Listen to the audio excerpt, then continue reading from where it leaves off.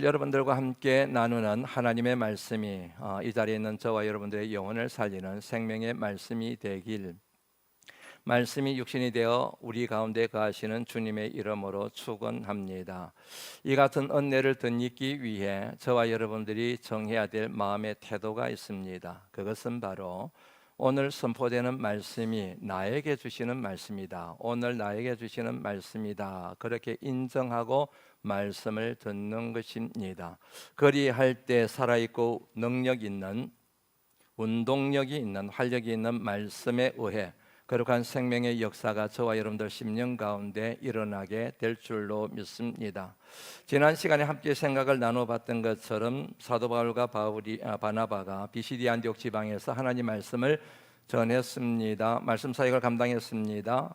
그 같은 말씀 사역에 대한 그곳 사람들의 반응을 우리가 크게 두 가지로 정리해 보았습니다. 첫째는 유대인들의 반응이었습니다. 45절 말씀 복습하는 의미에서 다시 한번 보실까요? 45절 말씀입니다.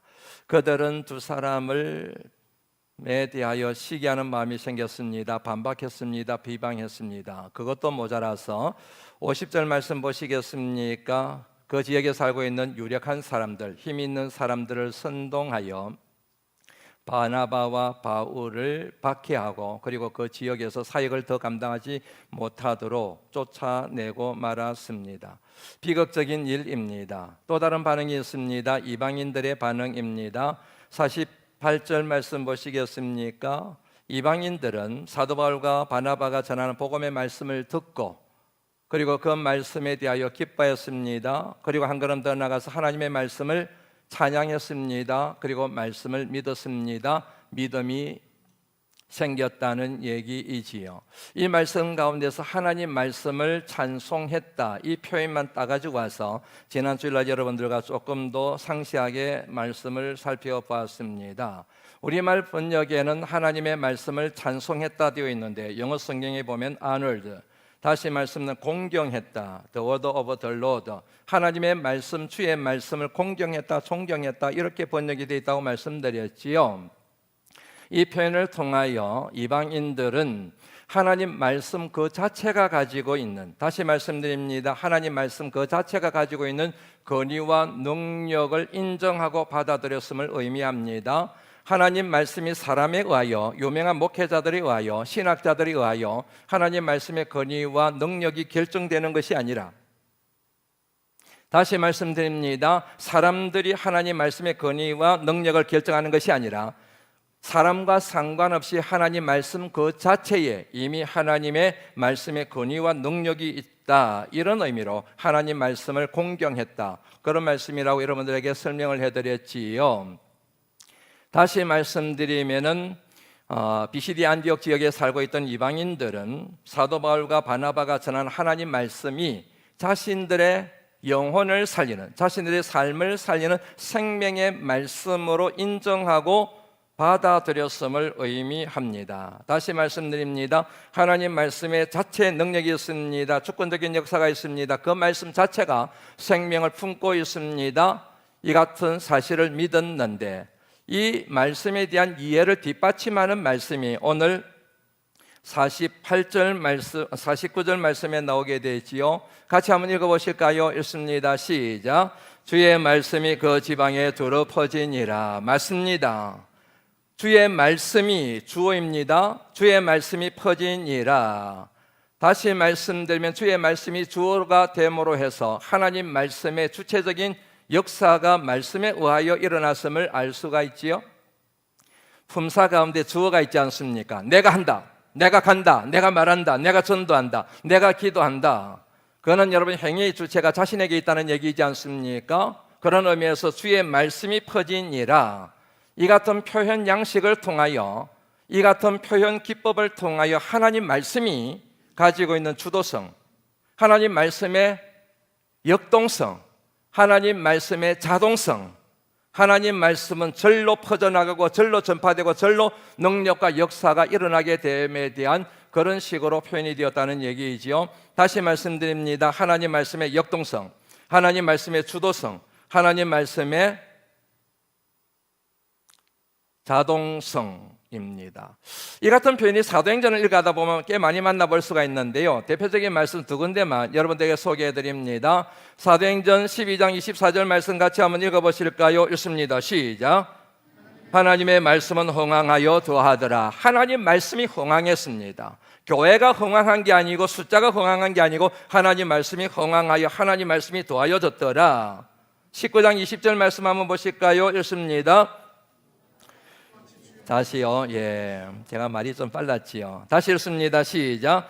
이와 같이 주의 말씀이 힘이 있어 흥황하여 세력을 얻으니라. 하나님 말씀이 힘이 있어 흥황하여 세력을 얻었더라. 하나님 말씀이 다 주어로 표현되어져 있지요. 이거를 여러분들 염두에 두시지요. 저와 여러분들이 믿음으로 고백하는 것처럼 하나님께서 천지우주 만물을 창조하셨습니다. 믿으시면 아멘 하시죠. 하나님께서 천지우주 만물을 창조하셨습니다. 묻습니다. 무엇으로 창조하셨습니까? 그렇지요. 말씀으로 창조하셨습니다. 하나님이 천지우주 만물을 창조하시되 말씀으로 창조하셨습니다. 믿으시면 아멘. 그런데 하나님께서 땅의 흙으로 사람을 지으셨습니다. 땅의 흙으로 사람을 지으시고 그 코에 하나님이 생기를 불어넣으셨습니다. 창세기 2장 7절 말씀 보시겠습니까? 하나님께서 땅의 흙으로 사람을 지으시고 그 코에 생기를 불어넣으시니 사람이 생명이 된지라. 생명, 리빙 펄슨, 살아있는 존재, 생명이 되었다는 얘기입니다. 하나님이 그 코에 생기를 불어넣으심으로 생명 없는 존재가 생명 있는 존재가 되었습니다. 하나님이 그 코에 생기를 불어넣으심으로 움직이지 못하던 존재가 움직이는 존재가 되었습니다. 하나님이 그 코에 생기를 불어넣으시니 듣지도 못하고 말하지 못하던 존재가 듣고 말하는 존재가 되었습니다.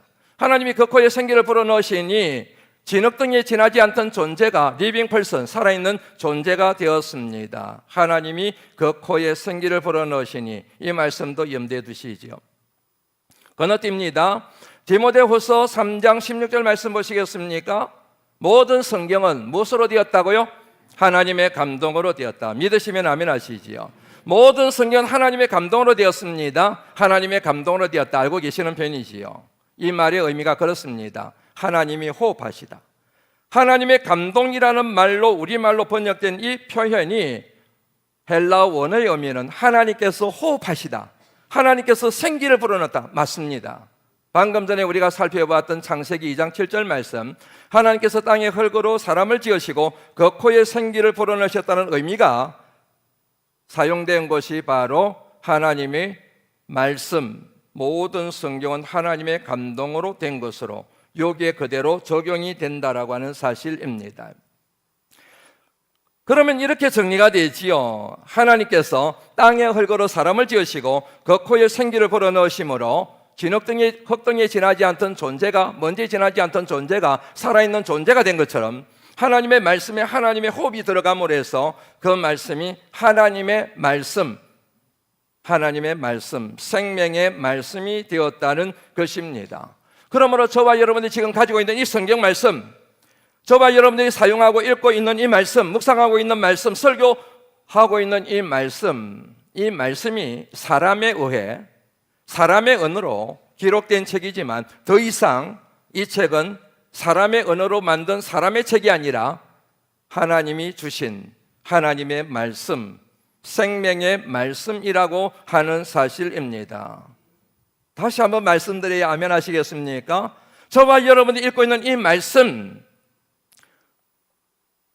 하나님의 감동으로 기록된 이 말씀은 사람에 의해서 사람의 언어로 기록된 책이지만 그러나 더 이상 사람의 책이 아니라 사람의 글이나 사람의 말이 아니라 하나님이 주신 생명의 말씀이 되는 이유가 하나님께서 이 거룩한 말씀에 호흡을 불어넣으셨기 때문에, 생명을 주셨기 때문에 우리는 하나님 말씀, 생명의 말씀이라고 그렇게 칭하는 것입니다.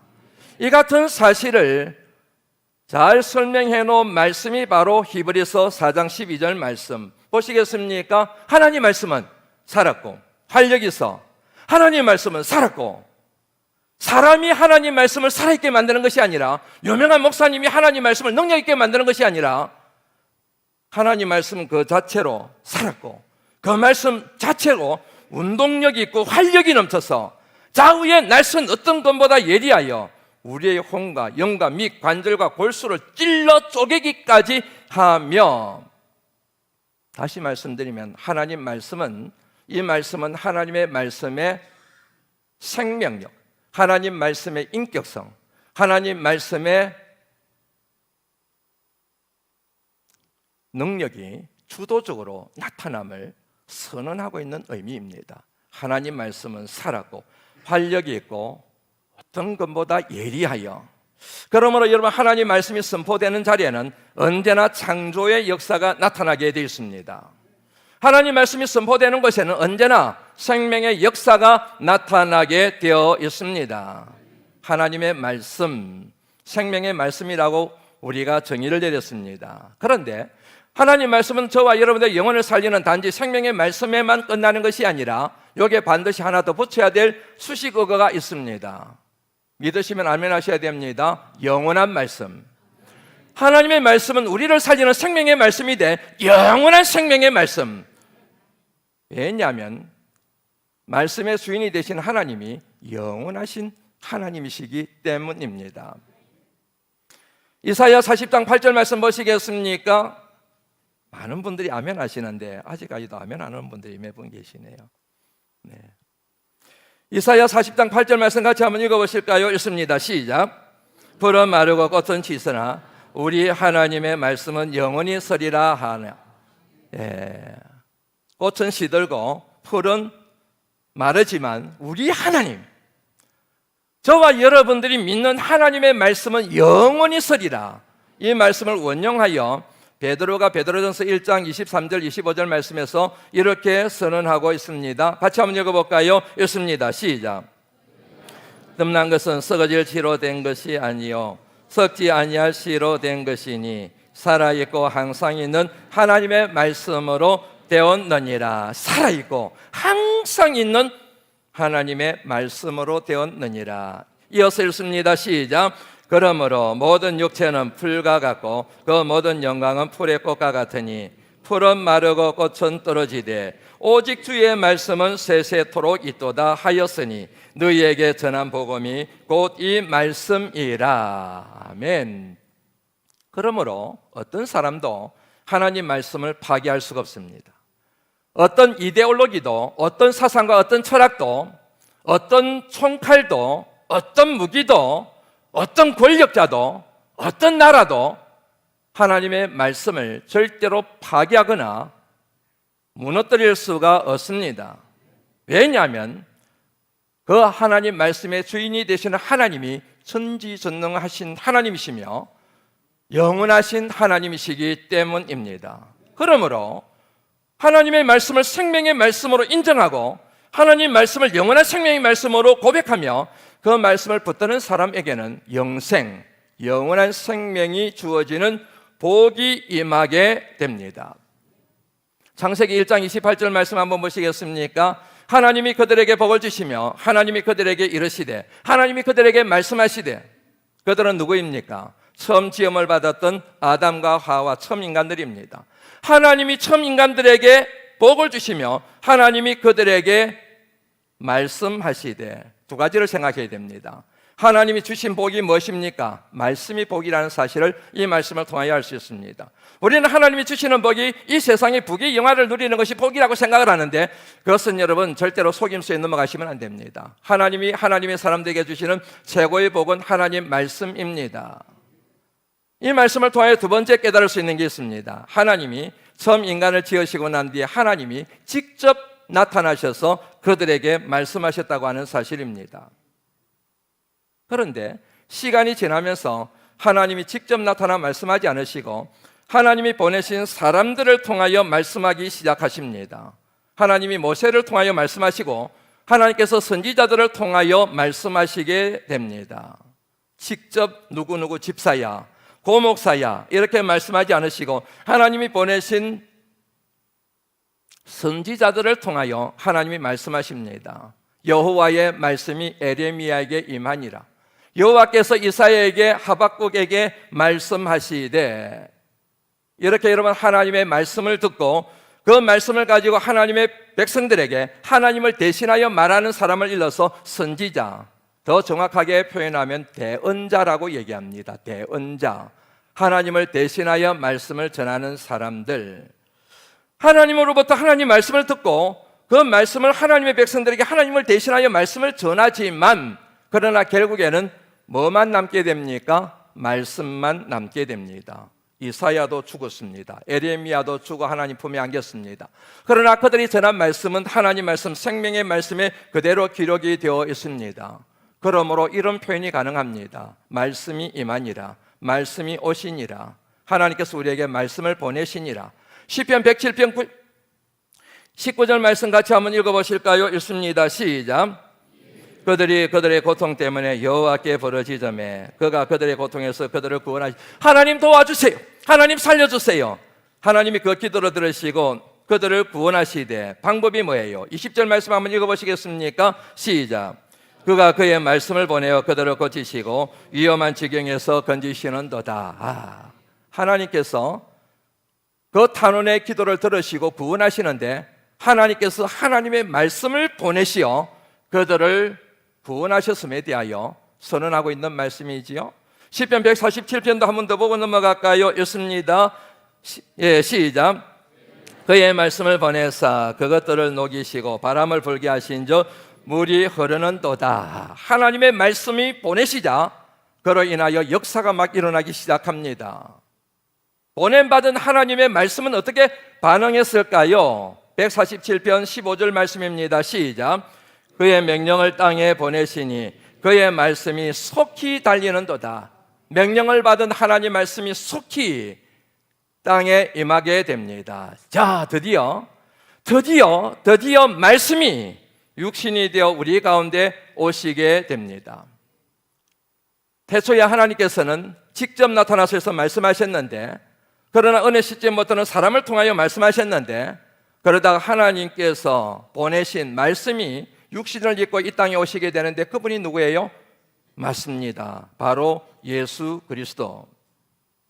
요한복음 1장 14절 말씀 보시겠습니까? 말씀이 육신이 되어 우리 가운데 거하시매, 말씀이 육신이 되어 우리 가운데 거하시매 우리가 그의 영광을 보니 아버지의 독생자 곧 예수 그리스도의 영광이요 은혜와 진리가 충만하더라. 말씀이 육신이 되어 우리 가운데 거하심에, 말씀이신 이분이 누구입니까? 하나님. 요한복음 1장 1절 말씀부터 한번 보시겠습니까? 태초에 말씀이 계시니라. 이 말씀이 하나님과 함께 계셨으니 이 말씀이 곧 하나님이시라. 그가 태초에 하나님과 함께 계셨고, 만물이 그로 말미암아 지은 바 되었으니 지은 것이 그가 없이는 하나도 된 것이 없느니라. 4절 말씀 보시겠습니까? 그 안에, 말씀 안에, 예수 그리스도 안에, 말씀이 육신이 되어 우리 가운데 오신 그분 안에 생명이 있었고, 생명이 있었으니 이 생명은 사람의 빛이라. 주의 말씀은 내 발의 등이요 내 길의 빛이니이다. 믿으시면 아멘 하시지요. 하나님께서 선지자들을 통하여 말씀하시다가 이제는 독생자 예수 그리스도를 이 땅에 보내심으로 예수 그리스도를 통하여 직접 말씀하시게 됩니다. 그것이 바로 예수 그리스도의 이 땅에 오심과 나심과 죽으심과 부활하심과 성천하심, 예수 그리스도의 성육신 사건이라는 것 우리가 알고 있지 않습니까? 그래서 여러분, 히브리서 기자가 이런 말씀을 우리에게, 하나님께서 히브리서 기자를 통하여 이런 말씀을 우리에게 전해주고 계시는 것입니다. 히브리서 1장 1절 말씀, 2절 말씀 한번 읽어볼까요? 시작. 옛적에 선지자들을 통하여 여러 부분과 여러 모양으로 우리 조상들에게 말씀하신 하나님이, 맞아요. 옛날에는 구약시대는 예수 그리스도가 오시기 전에는 하나님께서 선지자들을 통하여 말씀을 하셨는데, 2절 말씀 보실까요? 읽습니다. 시작. 1장 2절입니다. 시작. 이 모든 날 마지막에 아들을 통하여 우리에게 말씀하셨으니 상주자로 세우시고 또 그로 말미암아 모든 세계를 지으셨느니라. 아멘. 옛날에는 선지자를 통하여 말씀하셨는데, 그런데 이제는 선지자가 아니라 아들, 독생자 예수 그리스도를 통하여 우리에게 말씀하셨다. 그렇게 선언하고 있는 말씀이지 않습니까? 그러므로 저와 여러분들이 믿는 바대로 우리의 영혼을 살리고 우리의 삶을 살리는 영원한 생명의 말씀의 핵심은 누구입니까? 예수 그리스도. 신구약의 핵심 중에 핵심은 무엇입니까? 예수 그리스도의 구원의 사역이라는 얘기입니다. 이 땅에 온 인류를 구원하시기 위하여 이 땅에 오시고 고난받으시고 죽으시고 부활하시고 그리고 승천하셨다가 하나님의 때에 만왕의 왕으로 재림하실 예수 그리스도, 그러기에 길과 진리요 생명이 되시는 예수 그리스도, 그분이 바로 복음의 핵심이라는 것이지 않습니까? 그래서 여러분, 이렇게 정리가 가능한 겁니다. 하나님 말씀입니다. 하나님 말씀은 예수 그리스도에 대한 말씀입니다. 예수 그리스도는 복음입니다. 그러므로 하나님 말씀은 복음의 말씀이 되는 것입니다. 그래서 성경 말씀에는 하나님 말씀이라는 표현과 복음의 말씀이라는 표현이 번갈아 가면서 사용이 되고 있는 것입니다. 우리가 잘 알고 있는 것처럼 이 땅에 오신 주님이 가는 곳마다 거룩한 소동이 일어났습니다. 병마가 떠나갔어요. 이거 크게 아멘 하셔야 됩니다. 예수님이 가시는 곳마다 병마가 떠나갔습니다. 귀신이 쫓겨났습니다. 먹는 문제가 해결되었습니다. 사람들의 성격이 변화되었습니다. 회개하는 역사가 일어나게 되었고, 그들 심령 가운데, 그들이 가는 가운데 가는 것이 하나님 나라가 임하는 역사가 일어났습니다. 마찬가지예요. 복음의 말씀이, 하나님 말씀이 스며드는 그곳에는 언제나 거룩한 역사가 일어나게 마련입니다. 창조의 역사가 일어나게 되어 있습니다. 하나님 말씀이 심령 깊은 곳으로 스며드는 순간 우리 마음을 지배하고 있던 모든 사탄의 영이 떠나가게 되는 역사가 일어나게 되어 있습니다. 회심하게 되고 자복하게 되고, 하나님, 제가 죄인입니다. 죄의 죄를 용서해 주시옵소서. 치유의 역사가 일어나게 되며 회복의 역사가 나타나게 되며 모든 걱정, 근심, 염려, 두려움이 변하여 기쁨이 되는 역사가 일어나게 되며 복음의 말씀, 창조의 말씀이 들어가는 순간 모든 절망이 변하여 소망이 되는 그런 역사가 일어나게 되어 있습니다. 그러므로 거룩한 말씀에 사로잡힌 사람은 문제 많은 세상이지만, 문제를 많이 안고 있지만, 그럼에도 불구하고 천국처럼 살다가 영원한 천국에 들어가는 복을 받아 누리게 되어 있습니다. 이 같은 하나님 말씀에 사로잡힌 사람에게 나타나는 또 다른 중요한 표징이 하나 있습니다. 그것은 바로 복음을 전하지 않으면 배길 수 없는 심령이 되어버린다고 하는 사실입니다. 이유는 간단합니다. 복음을 믿지 않기 때문에 이분은 영원한 지옥에 들어갈 거야 라고 하는 이 같은 사실을 믿음으로 고백하기 때문에 그 영혼이 불쌍해서 견딜 수 없는 심령이 되어서 내가 죽을 것만 같아 그분에게 예수 믿으셔야 됩니다. 복음을 믿으셔야 됩니다. 천국 가셔야 됩니다. 예수 믿지 않으면 지옥 가게 됩니다. 이렇게 전하지 않으면 이 불붙는 심령을 잠재울 수가 없기 때문에 거룩한 복음에 사로잡힌 사람은 복음의 메시지를 어디를 가든지 전하게 되어 있습니다. 왜 전도를 하지 않습니까? 그렇게 오랫동안 예수를 믿는데도 불구하고, 입만 열면 하나님 사랑한다고 그렇게 고백을 하면서도 불구하고 왜 주님의 피 묻은 복음을 전파하는 것에 마음과 몸이 움직이지를 않고 그러십니까? 그 답이 로마서 1장 16절 말씀에 나옵니다. 같이 한번 읽어볼까요? 읽습니다. 시작. 믿는 자에게 구원을 주시는 하나님의 능력이 됨이라.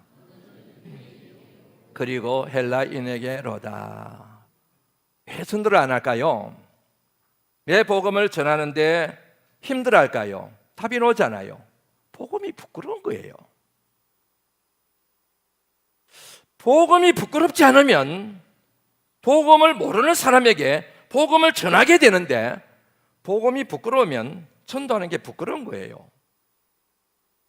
왜 복음에 대한 부끄러운 마음이 생겼을까요? 복음에 구원의 능력이 있음에 대한 확신이 들지 않는 거예요. 복음을 믿으면 천국 가고 예수 그리스도의 피 묻은 복음을 거부하면 지옥 간다는 이 같은 사실에 대한 믿음이 명확하지가 않은 거예요. 죽어봐야 알지 뭐. 요즘 어느 세상인데 천국 지옥 얘기해? 그건 시대 지나간 교회들이라는 거지. 예수 천당 불신 지옥 그러면은 요즘 시대에 저런 메시지가 통하나? 복음에 대한 확신이 없는 거예요. 복음에 대한 확신이 없으니 복음이 부끄러운 거예요. 복음이 부끄러우니까 전도하고 싶은 마음이 안 드는 거예요. 예수 믿으세요 말하기가 부끄러운 거예요. 그런데 복음의 능력을 믿어요. 복음만이 우리를 살리고 우리를 영원한 천국에 이끄는 능력이 됨을 확고하게 믿습니다. 그러면 여러분, 다른 사람은 차치하고라도 다른 사람에 대해서도 차치해서는 안 되지만 다른 사람은 차치하고라도 사랑하는 내 가족, 내 부모님, 내 남편, 내 아내, 사랑하는 내 자식들, 사랑하는 내 형제들이 예수님을 믿고 있지 않으면 내 심령이 불붙는 심령이 되어서 그들에게 복음을 전하지 않으면 견딜 수가 없는 거예요. 저러다가 지옥 가면 어떡하지? 우리 부모님 연세가 많이 드셨는데 한 해 한 해가 다른 게 아니고 하루하루가 다른데 복음을 믿지 않고 있다가 갑자기 돌아가시면 어떡하는 거지? 견딜 수 없는 심령이 돼서 아버지 예수 믿으셔야 돼요. 엄마 예수 믿어야 됩니다. 예수 믿지 않으면 지옥 가요. 천국 가셔야 되지 않겠습니까?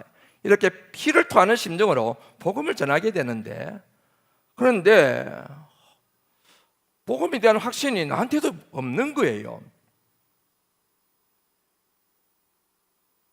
목회를 하면서요, 좀 여러분들이 마음 아프신 분들이 계셔도 할 수 없습니다. 예수 믿지 않는 부모님들이나 형제들이 돌아가신 곳에 문상을 갔을 때 저는 마음이 너무 아파요. 너무너무 마음이 힘듭니다. 제가 여러분들에게 여러분들 마음을 사기 위해서 여러분들 고향에 계신 부모님들 제가 복음을 전하러 가겠습니다. 기도하고 제가 금식하면서까지 기도하고 내가 찾아뵙겠습니다. 시간 좀 내십시오. 여러분들 마음 얻기 위해서 그런 게 아니에요. 제 마음이 너무너무 힘들어요. 저렇게 부모님을 두시면 안 되거든요.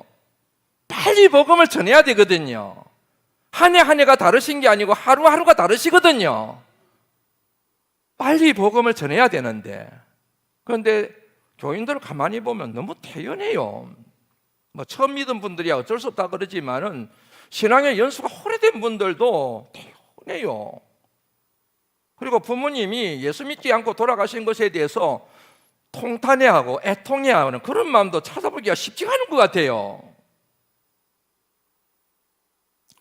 그래서 작심을 했습니다. 오늘 말씀 준비하면서 고향에 계신 여러분들 예수 믿지 않는 부모님들에게 복음 전하는 일 토요일 가겠습니다. 제주도라도 갈 겁니다. 주일 오후 찬양 예배 후에 가겠습니다. 빨리 복음을 전해야 됩니다. 왠 줄 아십니까? 복음을 믿지 않으면, 예수님을 믿지 않고 돌아가시면 지옥 가는 것을 저는 믿기 때문입니다. 이와 관련하여 여러분에게 말씀드립니다. 로마서 10장 14절 15절 말씀 같이 한번 읽어보실까요? 읽습니다. 시작.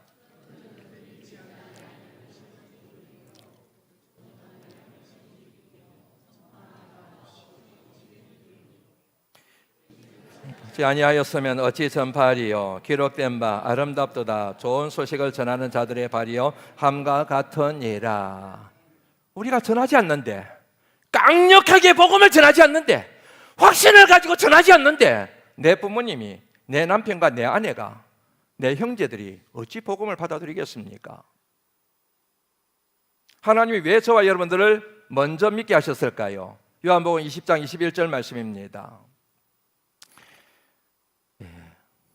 아버지께서 나를 보내신 것 같이 나도 너희를 보내노라. 먼저 저와 여러분들로 하여금 믿게 하신 이유는 믿지 않는 가족들에게 복음의 메시지를 전하라고 저와 여러분들에게 먼저 믿는 은혜를 주셨다는 사실을 여러분들 믿으셔야 합니다. 고린도전서 1장 21절 말씀 읽습니다. 시작. 하나님을 알지 못함으로 하나님께서 전도에 미련한 것으로 믿는 자들을 구원하시기를 기뻐하셨도다. 전도에 미련한 것으로. 우리는 미련하지만, 전도 방식도 미련하지만, 그러나 미련한 전도의 방식을 통하여, 미련한 저와 여러분들을 통하여 하나님께서 죽어가는 영혼을 분명히 살리시게 될 줄로 믿습니다. 하나님이 하십니다. 3장 7절입니다. 읽습니다. 시작. 그런즉 심는 이나 물주는 이는 아무것도 아니로되 오직 자라게 하시는 이는 하나님뿐이니라. 아멘. 이 같은 예를 가지고 오늘 본문 49절 말씀을 다시 한번 읽어보십니다. 같이 한번 읽어볼까요? 읽습니다. 시작. 그 지방에 두루 퍼지니라. 주의 말씀이, 그 말씀을 전한 사람들의 이름은 속 빼버리고 그들이 전한 말씀이 이제는 주도적으로, 역동적으로, 생명력 있게, 인격적으로 전파되는 것에 대한 진술을 하나님께서 하게 하셨습니다. 앞서 말씀드린 것처럼 사도 바울과 바나바가 말씀을 전했습니다. 시기를 받아서 반박당하고 그들은 비방했습니다. 그것도 모자라서 그들을 박해하고 그리고 그들을 쫓아내었습니다. 그렇다고 해서 그들의 모든 노력이 허사였습니까? 아니요. 그들의 헌신은 그들이 그곳에 뿌린 씨앗이 자라는 옥토가 되었습니다. 기름진 토양이 되었습니다. 그들은 비시디 안디옥을 떠나서 하나님의 명령에 따라 다른 곳으로 갔지만 그들이 심은 씨앗과 그들이 그곳에서 한 기도와 그리고 그들이 헌신한 것은 그 씨앗이 발하여 자라고 꽃을 피우고 열매를 맺게 만드는 기름진 토양이 되었음을 정언하고 있는 말씀이, 주의 말씀이 각 지방으로 두루 퍼지니라. 이 말씀 속에 담겨있는 하나님의 뜻이라는 사실을 제가 깨닫게 되었습니다. 우리 바라만스 교회가 거리 전도의 진심이고자 몸부림치고 있습니다. 그동안 거리 전도를 하지 못한 저 자신에 대하여 하나님 앞에 참 회개를 많이 하고 있습니다. 영혼을 불쌍히 여기는 마음은 있었지만 진실하지 못했구나, 진심이지 못했구나 하는 것을 하나님이 제게 깨닫게 하셨기 때문입니다. 빈자리 채우기 위해서, 수적인 부흥을 이루기 위해서 거리 전도한다, 그런 오해가 없었으면 좋겠습니다. 그러면 좋겠지만 그러지 않아도 상관없습니다. 죽어가는 한 영혼이라도 주님 품에 돌아오면 그만입니다. 수요 전도팀이 있습니다. 목요 전도 2팀이 합니다. 그리고 금요일 날 전도팀이 있습니다. 얼마나 열심히들 하시는지 모릅니다. 우리 교회를 대표하여 대신하여 얼마나 열심히 거리로 나가서 물티슈를 주면서 예수 믿으세요, 교회 다니세요, 그렇게 복음을 전하고 있습니다. 이 같은 복음 전도에 대하여 다른 생각을 가진 분들이 있을 수가 있습니다. 이게 무슨 효과가 있지? 시대가 지금 어느 시대인데 물티슈 준다고 전도가 돼? 예산 낭비하는 거지? 저는 그런 생각도 얼마든지 할 수 있다고 생각합니다. 그러나 깊게 생각하고 따져보고 방금 말씀드렸던 전도에 미련한 것을 통하여 영혼을 구원하신 하나님의 말씀에 빗대어보면 그 같은 생각과 말은 하나님이 참으로 기뻐하시지 않는 은행이라는 사실을 쉽게 알 수가 있습니다. 무엇보다도 살아 역사하시는 하나님의 능력을 모욕하는 불신앙의 태도에서 그런 생각과 그런 말이 나올 가능성이 많기 때문입니다. 맞습니다. 사람의 눈으로 봤을 때는 무식해 보이고 사람의 눈으로 봤을 때는 효과 없는 것처럼 보이는 그야말로 부시대적인 전도의 방법처럼 여겨지지만 앞서 말씀드렸던 것처럼 전도의 미련한 방식을 통하여 영광을 받으시는 하나님의 말씀을 기억한다고 한다면 절대로 그런 생각을 하거나 그런 말을 해서는 안 되는 것입니다. 만일 그런 방식으로라도 우리가 복음을 전하지 않으면 하나님은 한국교회를 포기하시고 굴러다니는 돌을 일으켜서 돌들로 하여금 예수 믿으라고 그렇게 복음을 전하게 하실 분이라는 사실을 우리가 생각한다고 한다면 이 같은 저와 여러분들의 몸부림이 하나님께 얼마나 큰 영광이 되겠는가.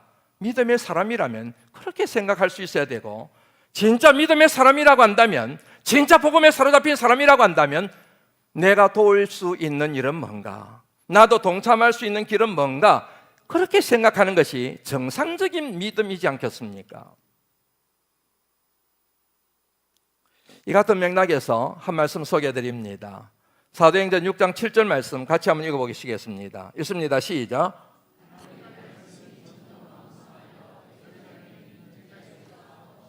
많아지고 허다한 제사장의 머리도 하나님 말씀이 점점 왕성하여, 하나님 말씀이 점점 왕성해져 갔습니다.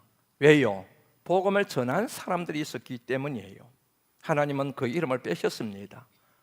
그러나 우리는 언제나 이 말씀을 읽을 때마다 절로 복음의 말씀이 전파된 것이 아니라 복음을 전한 사람들이 있었기 때문에 복음이 전파되었다는 사실을 염두에 두고 이 같은 본문의 말씀을 읽어야 되는 거예요.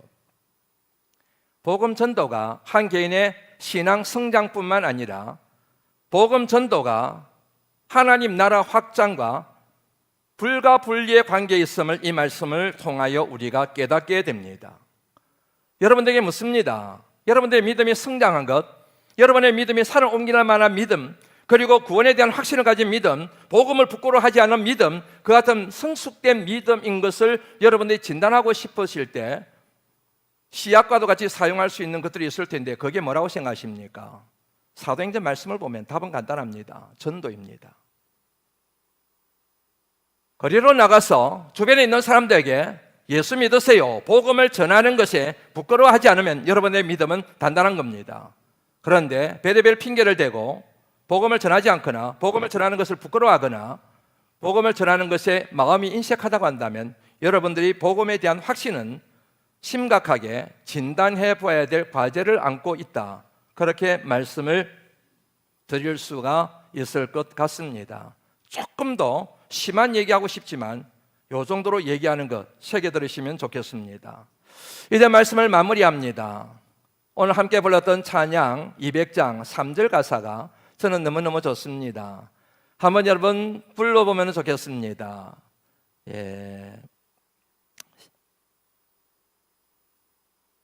널리 울려 퍼지는, 한번 불러보죠. 지금까지 말씀드렸던 내용이 이 표현이 잘 나옵니다. 널리 울려 퍼지는, 널리 울려 퍼지는 생명의 말씀은 마음의 용서와 평안을 골고루 주나님, 다만 예수 말씀 듣고 복을 받네. 아름답고 귀한 말씀 생명샘이로다. 아름답고 귀한 말씀 생명샘이로다. 저는 이 가사 모든 게 다 좋은데요, 후렴 부분에 특별히 나오는 것, 아름답고 귀한 말씀.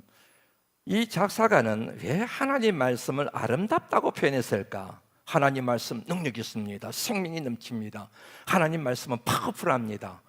이렇게 하지 않고 왜 하나님 말씀을 아름답다라고 이렇게 가사를 지었을까? 한동안 고민하고 이 표현과 실험해 본 적이 있습니다. 답이 오늘 말씀에 나왔지요. 하나님께서 천지 우주 만물을 뭐로 창조하셨다고요? 잘 아시네요. 말씀으로 창조한 거 믿으시지요? 다 창조하시고 난 다음에 하나님이 뭐라고 선언하셨습니까? 참 좋다, 아름답구나. 그래서 하나님 말씀은 아름답다, 그게 맞구나, 그런 생각이 들었습니다.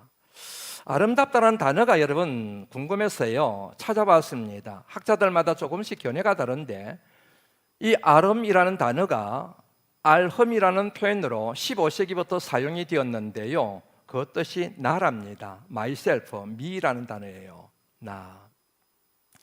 그러니까 아름답다 이 단어는 어떻게 정리하면 됩니까? 나답다 이러는 거예요. 사람이 어느 때 아름다울까요? 사람다울 때예요. 처음 지음받은 사람다울 때, 사람이 사람다울 때 아름답지요. 사람이 짐승처럼 생각하고 짐승처럼 말하고 짐승처럼 말하면 그 사람은 사람이 아닌 거이죠. 짐승인 거이지요. 그러므로 사람이 가장 아름다울 때는 사람다울 때입니다. 마찬가지입니다.